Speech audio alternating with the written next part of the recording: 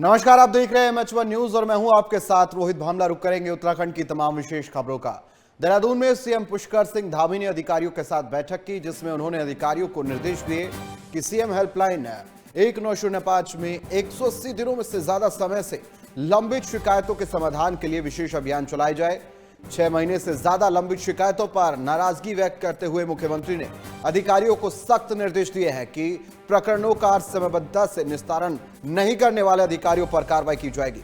उन्होंने अनावश्यक रूप से जिन शिकायतों को फोर्स क्लोज न किए जाने के निर्देश देते हुए कहा कि सीएम हेल्पलाइन को राज्य की बेस्ट प्रैक्टिस में लाने के लिए और प्रभाव प्रयास किए जाने चाहिए। तब आपको बता दें कि मुख्यमंत्री पुष्कर सिंह धामी ने सख्ती से अधिकारियों को निर्देश दिए हैं।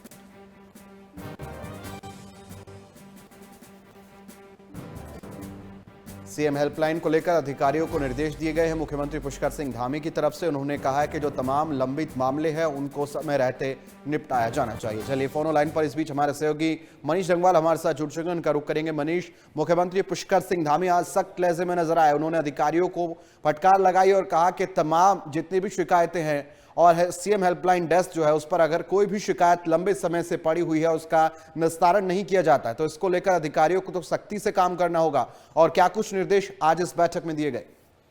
देखिए, बिल्कुल 1905 जो सीएम हेल्पलाइन नंबर है, इस पर कोई भी जो है वो अगर शिकायत करता है, यानी कि आम जनता अपने क्षेत्रों में जो समस्याएं, जो कठिनाइयां उन्हें आती हैं, उन चीजों को लेकर अगर यदि शिकायतें आती हैं तो उनका समाधान मुख्यमंत्री हेल्पलाइन के जरिए जो है वो संबंधित विभाग को जाती है और जो समस्या का समाधान आम जनता का हो जाता है। लेकिन आज सबसे बड़ी बात है कि मुख्यमंत्री पुष्कर सिंह धामी लगातार इस तरीके की समीक्षा बैठकें भी 1905 को लेकर करते हैं और आज उन्होंने अधिकारियों को कड़ी फटकार लगाई है। साफ तौर से जिस तरीके से 180 दिन से अधिक समय से लंबित शिकायतों के समाधान को लेकर उन्होंने विशेष अभियान चलाने की जो है वो निर्देश दिए हैं और 6 माह से अधिक लंबित शिकायतों पर नाराजगी व्यक्त की है जिनका समाधान नहीं हुआ है। तो इस तरीके से अधिकारियों को भी उन्होंने सख्त लहजे में जो है वो 2 टिक कही है कि जो सीएम हेल्पलाइन नंबर पर जो शिकायतें होती हैं उनको प्राथमिकता से उनको निपटारा किया जाए। और सबसे बड़ी बात यह कि मुख्यमंत्री पुष्कर सिंह धामी ने आज भी कई लोगों से जो है वो फीडबैक सीएम हेल्पलाइन नंबर पर जो शिकायतें दर्ज होती है उनको लेकर लिया है, यानी कि जिन लोगों की समस्याओं का समाधान हो जाता है मुख्यमंत्री पुष्कर सिंह धामी उन्हें खुद कॉल करके फीडबैक लेते हैं कि आपकी समस्या का समाधान हो गया या नहीं हुआ है।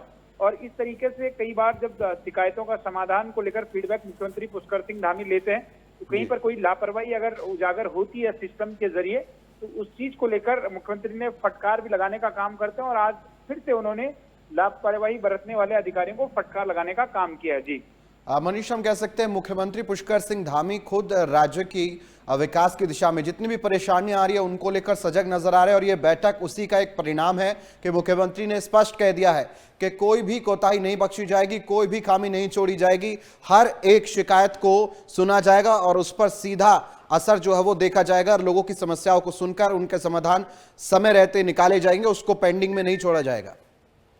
बिल्कुल, मुख्यमंत्री पुष्कर सिंह धामी जो आम जनता की जो समस्याएं रहते हैं उनको लेकर गंभीर नजर आते हैं और मुख्यमंत्री स्वयं भी जो है वो जनता दरबार लगाकर जिलों में जाकर रात्रि प्रवास के जरिए आम जनता की समस्याओं को सुनते हैं और आम जनता जो ऑनलाइन माध्यम से या टोल फ्री नंबर जिसके भी माध्यम से 1905 पर शिकायतें दर्ज करती है उन शिकायतों को लेकर गंभीर नजर आते हैं मुख्यमंत्री पुष्कर सिंह धामी। और यही वजह है कि हर महीने जो है वो मुख्यमंत्री पुष्कर सिंह धामी 1905 की समीक्षा बैठक करते हैं ताकि जो शिकायतें आम जनता के द्वारा दर्ज की गई हैं उनका समाधान भी हो सके और मुख्यमंत्री पुष्कर सिंह धामी लगातार इस कोशिश में रहते हैं कि जो आम जनता की समस्याएं उनको जो है उनका समाधान हो सके।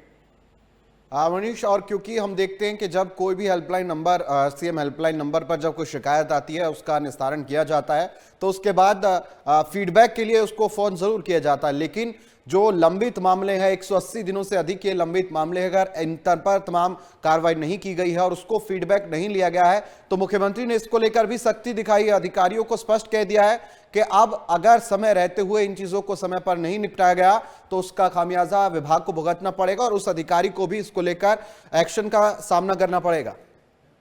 देखिए, बिल्कुल मुख्यमंत्री पुष्कर सिंह धामी ने सख्त लहजे में जो है वो अधिकारियों को 2 टूक कह दी है कि जो लापरवाही बरतने वाले अधिकारी हैं, और इससे पहले एक बार फिर से मुख्यमंत्री पुष्कर सिंह धामी ने पहले भी जो है वो सख्त निर्देश जो है अधिकारियों को दिए थे। सीएम हेल्पलाइन नंबर पर जो शिकायतें दर्ज होती हैं उनको लेकर अधिकारी जो है वो लापरवाह न रहें, और एक तरफ से आज फिर से मुख्यमंत्री पुष्कर सिंह धामी ने ये सख्त निर्देश दिए। तो अधिकारियों के लिए एक तरफ से कहा जाए तो मुख्यमंत्री पुष्कर सिंह धामी की फटकार है, और अब इससे अधिकारियों को चेतना चाहिए, क्योंकि जब प्रदेश का मुखिया आम जनता की समस्याओं को निपटाने को लेकर गंभीर हो तो फिर अधिकारी लापरवाही नहीं कर सकते हैं। जी चलिए, बहुत बहुत शुक्रिया मनीष फिलहाल आपका तमाम जानकारी के लिए। तो मुख्यमंत्री पुष्कर सिंह धामी ने सख्ती से अधिकारियों को निर्देश दिए हैं कि समय रहते लोगों की शिकायतों का समाधान किया जाए, और इसी को लेकर उन्होंने आज एक बड़ी बैठक की जिसमें सीएम हेल्पलाइन को लेकर भी अधिकारियों को निर्देश दिए गए।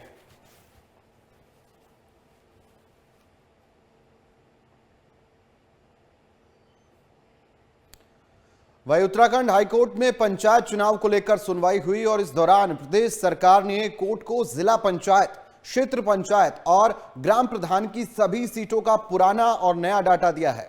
वहीं विपक्ष के वकीलों ने कोर्ट को आरक्षण में अनियमितताओं को लेकर जानकारी दी है, और इसके बाद कल तक के लिए सुनवाई टाल दी गई है। कोर्ट इस मामले में अब कल फिर सुनवाई करेगी। हालांकि पंचायत चुनाव पर लगी रोक अभी भी बरकरार रहेगी।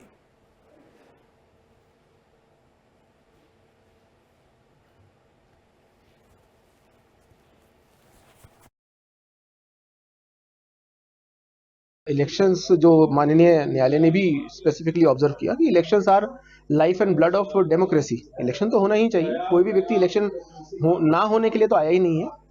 याचिकाकर्ता भी इसलिए आए कि जो इलेक्शन आप करवा रहे हैं जल्दी से जल्दी कराएं और बिल्कुल प्रक्रिया अनुसार कराएं। अब इशू खाली इतना ही है, जो याचिका में भी स्पेसिफिकली प्लीडेड है कि ये आप प्रथम चरण नहीं मान सकते, क्योंकि इससे पहले भी चरण जो है वो यूपी के समय से चल रहे हैं, और ये 5वां चरण ही होना चाहिए आप के अनुसार। और अगर ये 5वां चरण होगा तो आप 5वें चरण के अनुसार रिजर्वेशन लगाइए। आप एक ऑफिस मेमोरेंडम के द्वारा इसको प्रथम चरण नहीं मान के कर सकते, क्योंकि अगर आप प्रथम चरण मानेंगे तो फिर रोटेशन जैसी तो कोई चीज ही नहीं हुई। रोटेशन तो होता ही तब है जब चरण दूसरा है। इस बात पे और इन्होंने एक चार्ट हमें कुछ प्रस्तुत किए हैं, उसको हमने थोड़ा पढ़ने के लिए समय लिया है। उसको पढ़ के फिर माननीय न्यायालय के सामने कल ये मुकदमा फिर से सुनवाई के लिए, बहस के लिए रखा गया। तो वही उत्तराखंड में पंचायत चुनाव को लेकर कांग्रेस ने तैयारी शुरू कर दी है, जिसको लेकर अल्मोड़ा में पूर्व सीएम हरीश रावत ने हवालबाग विकास खंड के दुरुस्त गांव में न्याय यात्रा निकाली। इस दौरान उन्होंने कांग्रेस कार्यकर्ताओं के साथ दर्जनों गांवों का दौरा किया। यात्रा के दौरान हरीश रावत ग्रामीणों के साथ झोड़ा, गतियों और पारंपरिक नृत्य करते हुए भी नजर आए।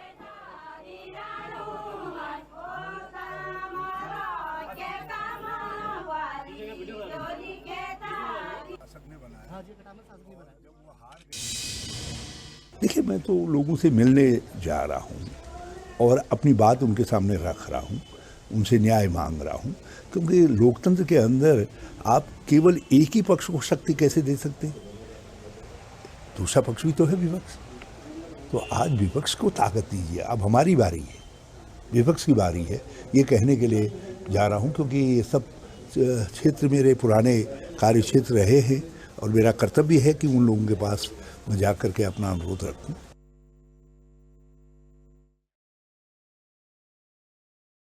उत्तराखंड के रुद्रप्रयाग में दर्दनाक सड़क हादसा हुआ है। बद्रीनाथ राष्ट्रीय राजमार्ग पर रुद्रप्रयाग से बद्रीनाथ की ओर जा रही एक मिनी बस इस बीच खूलतीर के पास अनियंत्रित होकर अलकनंदा नदी में गिर गई।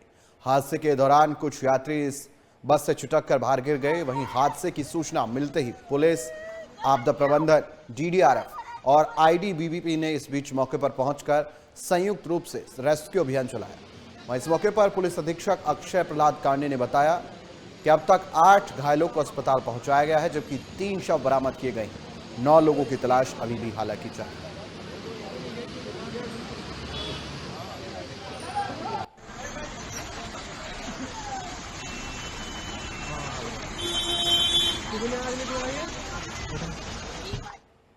वहीं उत्तराखंड के मुख्यमंत्री पुष्कर सिंह धामी ने रुद्रप्रयाग में मिनी बस के नदी में गिरने पर दुख जताया है। उन्होंने अपने सोशल मीडिया हैंडल एक्स पर पोस्ट कर लिखा कि रुद्रप्रयाग में एक मिनी बस के नदी में गिरने की खबर बेहद दुखद है।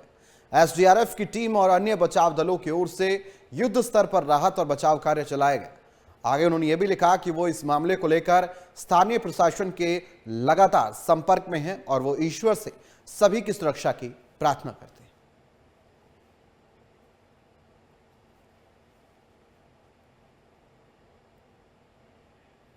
उत्तराखंड में एक बार फिर बड़ा प्रशासनिक फेरबदल हुआ है। सरकार ने 5 आईएएस अधिकारियों के विभाग में फेरबदल किया है। टिहरी की जिलाधिकारी नितिका खंडेवाल को उपाध्यक्ष जिला विकास प्राधिकरण टिहरी गढ़वाल की जिम्मेदारी दी है। वहीं साथ ही नमामि गंगे परियोजना से आईएएस रणवीर सिंह चौहान को हटा दिया गया है। आईएएस विशाल मिश्रा को नमामि गंगे परियोजना के निदेशक के पद पर नियुक्त किया गया है। फिलहाल तो यह बड़ा प्रशासनिक फेरबदल फिलहाल देखने को मिला है।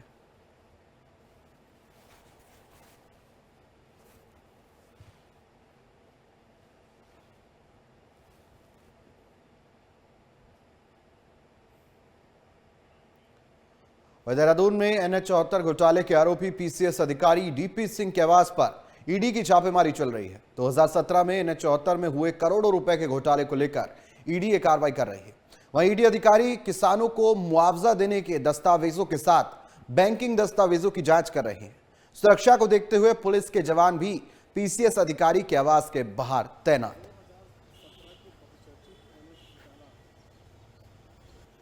केंद्रीय वन मंत्री भूपेंद्र यादव ने भारतीय वन्यजीव संस्थान देहरादून में आयोजित भारतीय संरक्षण सम्मेलन 2025 का शुभारंभ किया। इस दौरान देश भर से सैकड़ों छात्र, शोधकर्ता, वन अधिकारी, वैज्ञानिक और संरक्षण पेशेवरों को यहां मौजूदगी देखने को मिली। इस मौके पर केंद्रीय मंत्री भूपेंद्र यादव ने आईसीओन उपकरण उद्यान के 8 विजेताओं को सम्मानित भी किया और साथ ही भारतीय वन्यजीव संस्थान की नई वेबसाइट भी लॉन्च की और 438 संरक्षित क्षेत्रों की प्रबंधन प्रभावशीलता मूल्यांकन की रिपोर्ट भी जारी की है। वहीं केंद्रीय मंत्री भूपेंद्र यादव ने कहा कि भारत जैव विविधता संरक्षण में राष्ट्रीय और वैश्विक स्तर पर नेतृत्व की भूमिका निभा रहा है।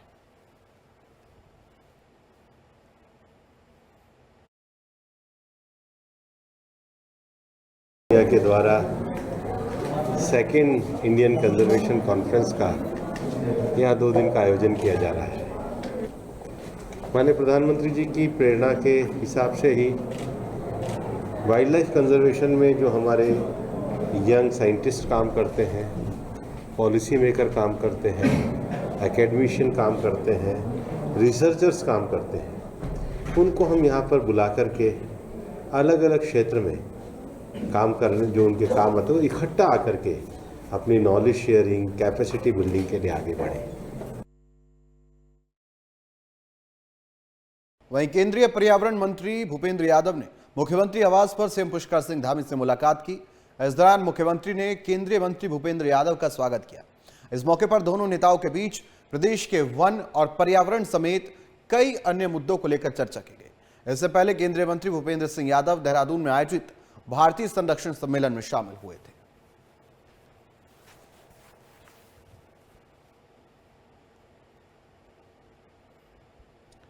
वहीं उत्तराखंड के कैबिनेट मंत्री गणेश जोशी से उनके आवास पर केंद्रीय मंत्री भूपेंद्र यादव ने मुलाकात की। इस दौरान बीजेपी युवा मोर्चा की राष्ट्रीय उपाध्यक्ष नेहा जोशी और छावनी परिषद देहरादून के पूर्व उपाध्यक्ष विष्णु प्रसाद गुप्ता भी उपस्थित रहे। इस मौके पर कृषि कल्याण मंत्री गणेश जोशी ने मंत्री भूपेंद्र यादव को देहरादून पहुंचने पर स्वागत किया।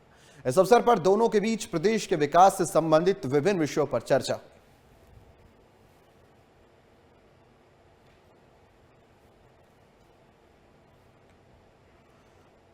वहीं कैबिनेट मंत्री रेखा आर्य ने हल्द्वानी के सुभाष नगर क्षेत्र में नवनिर्मित आंगनवाड़ी केंद्र का लोकार्पण किया। इस दौरान उन्होंने लोगों के लिए सरकार की ओर से की गई बेहतर व्यवस्थाओं का जायजा लिया। तो वहीं कैबिनेट मंत्री रेखा आर्य ने कहा कि सरकार आंगनवाड़ी में पढ़ने वाले बच्चों को बेहतर व्यवस्थाएं प्रदान कर इसे सबके लिए निरंतर नए प्रयास भी किए जा रहे, प्रयोग किए जा रहे हैं। और इसके अलावा हल्द्वानी और उसके आसपास के इलाकों में अतिक्रमण के नाम पर लोगों को दिए जा रहे घर तोड़ने के नोटिस के सवाल पर रेखा आर्य ने कहा कि इस प्रकार के नोटिस का मामला सरकार ने संज्ञान में लिया है। लोगों के साथ अन्याय नहीं होने दिया जाएगा।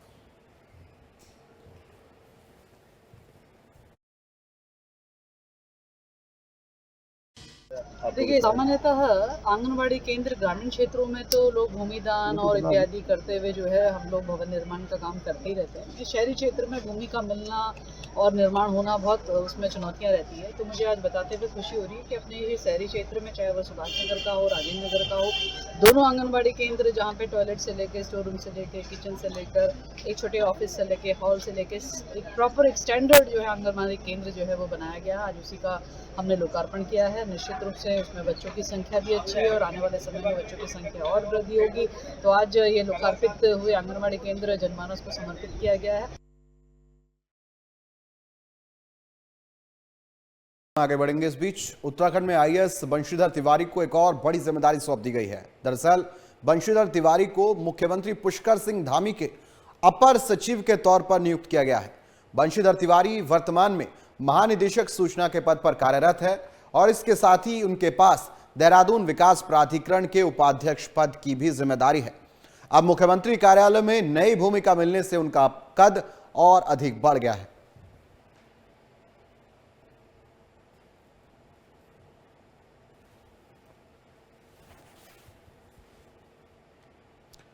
वहीं हरिद्वार के जिलाधिकारी मयूर दीक्षित की अध्यक्षता में गंगा संरक्षण समिति की जिला कार्यालय सभागार में बैठक की गई, जिसमें गंगा और पानी से संबंधित विषयों और समस्याओं को लेकर चर्चा की गई। इस दौरान जिलाधिकारी ने मोक्ष घाट और स्नान घाट का संरक्षण न करने के साथ ही सामान चोरी होने पर भी कार्रवाई न करने पर श्यामपुर के प्रधान को संबंधित विभाग के अधिकारियों को नोटिस जारी करने के निर्देश दिए।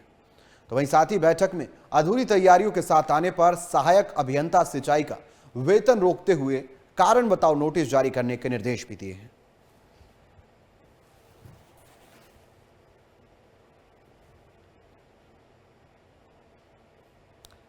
वहीं उत्तराखंड को फिल्म निर्माण के लिए प्रमुख स्थान स्थापित करने की दिशा में एक दिवसीय कार्यशाला का आयोजन किया गया। इस कार्यशाला का आयोजन नेशनल फिल्म डेवलपमेंट कॉरपोरेशन और उत्तराखंड फिल्म विकास परिषद की ओर से किया गया है।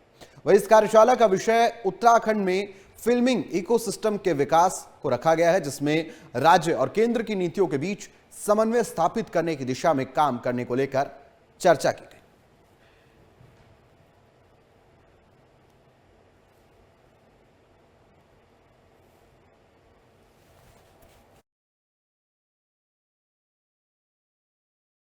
जो हमारी नई फिल्म नीति बनी है और माननीय मुख्यमंत्री जी ने जिसके निर्देशित भी किया था कि ऐसी फिल्म नीति बने कि ज़्यादा से ज़्यादा लोग आएँ और उत्तराखंड में फिल्म शूट करें, उसको लेकर के भारत सरकार के स्तर पर भी यह प्रयास किया गया और बताया गया कि उत्तराखंड जो फिल्म डेवलपमेंट काउंसिल है और जो नेशनल फिल्म डेवलपमेंट काउंसिल है, दोनों प्रतिनिधि अपनी अपनी जो नीतियाँ हैं फिल्म निर्माण से संबंधित, वो जो भी स्टेक होल्डर्स हैं जो लोग फिल्म मेकिंग के क्षेत्र में हैं, उनके सामने प्रस्तुत करें और उनके सुझाव भी लें, ताकि जो हमारे फिल्म निर्माता हैं उनके बारे में भी पता चल सके, उनको ये पता चल सके भारत सरकार की नीति क्या है, वो किस तरह की सुविधा दे रही है, और राज्य सरकार की फिल्म नीति में क्या है, वो किस तरह की सुविधा दे रही है, और साथ ही साथ इनके अगर कोई सुझाव हैं तो उनको लेकर के फिर उस पर भी कार्रवाई की जाए।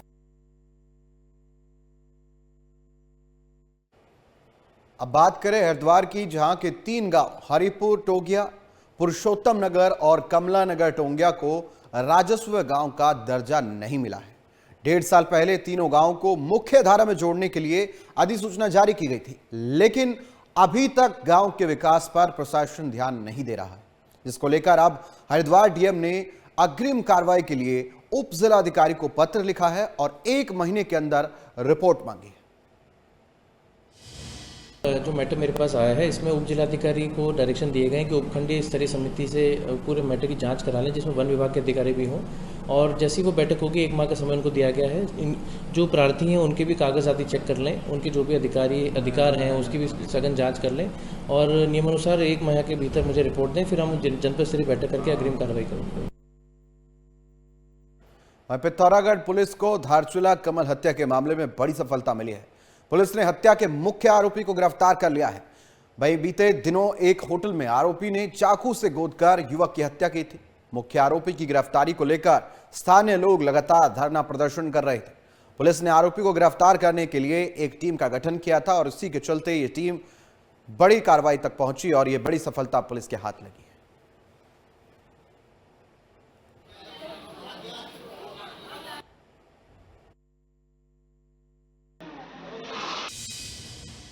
कल हमारी टीम को सफलता मिली है और अभियुक्त की गिरफ्तारी की गई है।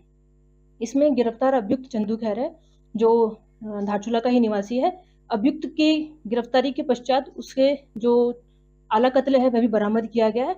इसके बाद अभियुक्त को न्यायिक हिरासत में भेजा गया है। घटना के संबंध में हमारे द्वारा 4 टीमों का गठन किया गया था, जिसमें एक टीम, विशेष टीम हमने क्षेत्राधिकारी पिथौरागढ़ के नेतृत्व में भी इसमें तैयार की गई थी, जो टीमों द्वारा किया जा रहा कार्य की समीक्षा की गई तथा उनके द्वारा भी इसमें महत्वपूर्ण योगदान दिया गया है। उक्त घटना के अनावरण में हमारे सहायता हेतु चंपावत पिथौरागढ़ की एसओजी द्वारा भी महत्वपूर्ण भूमिका इसमें निभाई गई है। वह पिथौरागढ़ पुलिस ने युवाओं को नशे से दूर रखने के लिए नशा मुक्त पखवाड़ा चलाया है। नशे में लिप्त युवाओं पर चालान की कार्रवाई करके पुलिस ने उनके माता पिता के साथ काउंसिल की और उन्हें नशे के साथ उनके खिलाफ जागरूक किया। वह पुलिस अधीक्षक रेखा यादव ने युवाओं से नशे के दूर रहने की अपील की है और नशे बेचने वालों के खिलाफ पुलिस का सहयोग करने के लिए भी कहा गया है।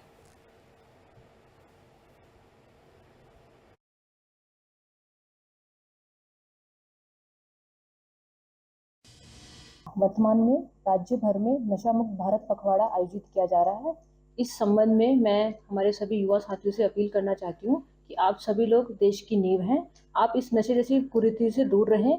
अपना ध्यान आप अपनी पढ़ाई लिखाई, खेलकूद इत्यादि में लगाएं, जिससे कि आप सशक्त राष्ट्र की नींव रखने में एक महत्वपूर्ण मील का पत्थर साबित हों। नशे जैसी कुरीतियों से आपके शारीरिक, मानसिक व बौद्धिक विकास में क्षति होगी, जिससे आप अपने जो गोल्स हैं उनको परस्यू नहीं कर पाएंगे। अतः इस कुरीति से दूर रहने के लिए हर भरसक प्रयास करें, साथ ही देश को सशक्त बनाने के लिए अपना महत्वपूर्ण योगदान दें। वह उत्तराखंड के कई जिलों में भारी बारिश हो रही है। इस बीच चमोली में भारी बारिश के कारण नंदप्रयाग नंदा नगर मार्ग पर मंगरोली के पास भूस्खलन हुआ है, जिससे पूरे मार्ग पर पहाड़ का मलबा आ गया है, जिसके चलते एक वाहन मलबे में फंस गया है। वहीं वाहन चालक का सुरक्षित हालांकि बच गया। तो वही रात भर लगातार भारी बारिश के कारण मलबा मार्ग पर बहता रहा।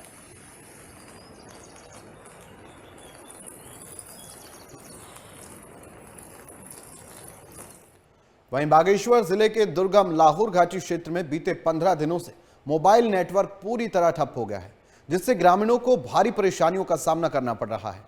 नाराज ग्रामीणों ने जिला मुख्यालय पहुंचकर डीएम कार्यालय के बाहर प्रदर्शन किया और जल्द से जल्द संचार सेवा बहाल करने की मांग की। इस मौके पर ग्रामीणों ने कहा कि मानसून सीजन में नेटवर्क न होना सबसे बड़ी चिंता का विषय है। यदि किसी आपदा की स्थिति में मदद की जरूरत पड़ी तो बिना नेटवर्क के सूचना देना संभव नहीं हो पाएगा।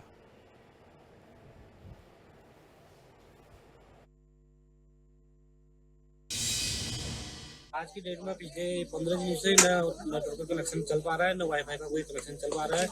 मैं अभी हम पूरे गांव पूरे लाहौर घाटी, हरवाड़, जाग, पंद्रवाली, पुरकोट में काफी जनता में रोष है, क्योंकि आज का जून का महीना चला है। बच्चों का होमवर्क करना है, बाकी है, बच्चे ऑनलाइन पढ़ाई नहीं कर पा रहे हैं। हमारे गांव में तो ऐसे कुछ जॉब वाले लोग भी जो ऑनलाइन जॉब घर से करते हैं, बाहर छोड़ के यहाँ गाँव में बसे हैं, गाँव से जॉब करते हैं, लेकिन उन लोगों के लिए बड़ी समस्या हो रही है। वो लोग डेली बागेश्वर गाड़ी बुक करके बागेश्वर उनको आना पड़ रहा है। आपदा का अभी समय है और आपदा के समय में अगर कोई घटना वहाँ पर होती है तो उसकी सूचना हम किसी भी प्रकार से जिला तक या कहीं पर भी हम नहीं पहुँचा पा रहे। कई बार विभाग को और कई बार हमने इस पर मैं पत्र भी दे चुके हैं। अभी सलानी में भी हमने इस बारे में पत्र दिया, जो एक वहाँ पर दरबार लगा था उसमें भी पत्र दिया, तो आज तक हमारी कोई समस्या का हल नहीं हुआ।